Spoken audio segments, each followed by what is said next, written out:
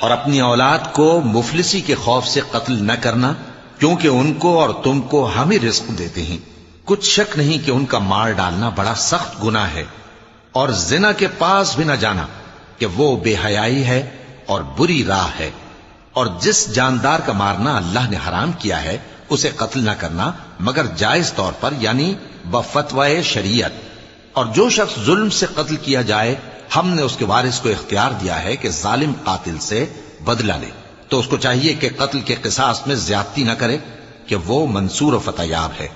اور یتیم کے مال کے پاس بھی نہ پھٹکنا مگر ایسے طریق سے کہ بہت بہتر ہو، یہاں تک کہ وہ جوانی کو پہنچ جائے۔ اور عہد کو پورا کرو کہ عہد کے بارے میں ضرور پرسش ہوگی۔ اور جب کوئی چیز ناپ کر دینے لگو تو پیمانہ پورا بھرا کرو، اور جب تول کر دو تو ترازو سیدھی رکھ کر تولا کرو۔ یہ بہت اچھی بات